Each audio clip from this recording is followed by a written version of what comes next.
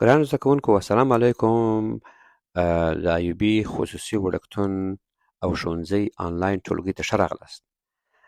ګرانو زده کوونکو، نن به زه ستاسو حاضري واخلم او ستاسو خپل نوم چې واورېدئ خپل لاس پورته کړئ او زه به ستاسو نومونو معناوې م واخلم.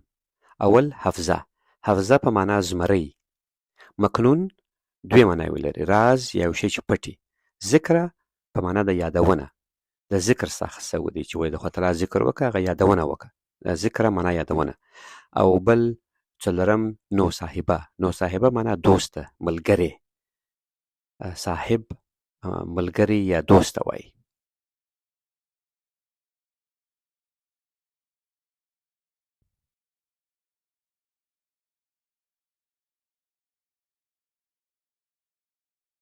پنځم مسعود. مسعود هغه نفر دی چې ډېر خوشحاله وي، خوښ وي یا نور خوشحاله کوي.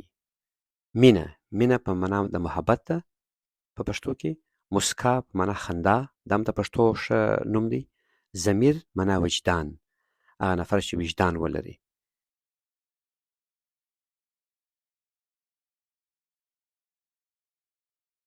نهم مزمل.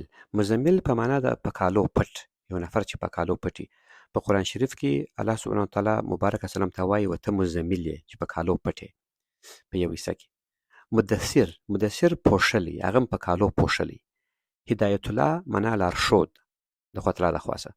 شهاب معنا ستوري، یو ډېر ځلېدلی ستوري ته وایي. دیارلسم عمره. عمره معنا لیدنه. بیبي عایشه. عایشه په معنا د ژوند ده، یو شی چې ژوندی ژوند دی. کفایت الله یو شی چې کافي د خدای تعالی د خواسه. بلال په معنا د کامران، په پښتو کې کامران وایي. کامران معنا کامیابه، د پښتو لغت دی کامران.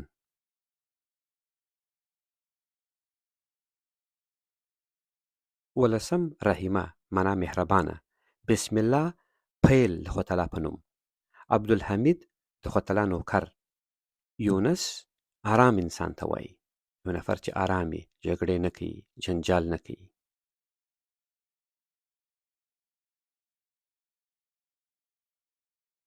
یویشتم محسن معنا ګټور. عبدالله په معنا د خدای تعالی نوکر. نبی احمد چې ستاینه سوی. او بحره څلرویشتم بحره ده.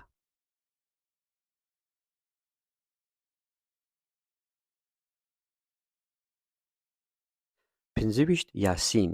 یاسین دوی معناوې لري چې په معنا د خان یا مشر نومیږي. وارث. وارث په معنا د میراث څخه شوی دی، یو نفر چې میراث پاتېږي هغه وارث دی. عایشه په معنا ژوند. آصف اتهویشتم آصف دی، معنا بخښونکی یا ټولونکی. نویشتم حنیف راستمن ته وایي، یو نفر چې صادق وي. عبدالرحمن بخښونکی. منیر احمد روښانه. او قدرت الله غښتلی، د خدای تعالی غښتلی، هغه ته قدرت الله وایي.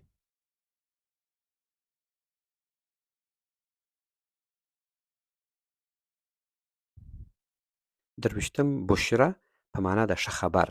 رقیه معنا لوړه، په درجه کې لوړه. مدینه په عربي کې ښار ته وایي، هر ښار چې مدینه ورته وایي.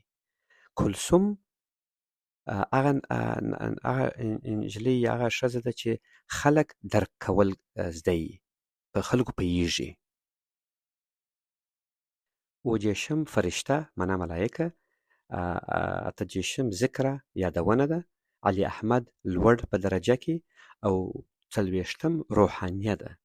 روحانیه معنوي ته وایي، یا په بله معنا دینداره، ډېر دینداره، هغه ته روحانیه وایي.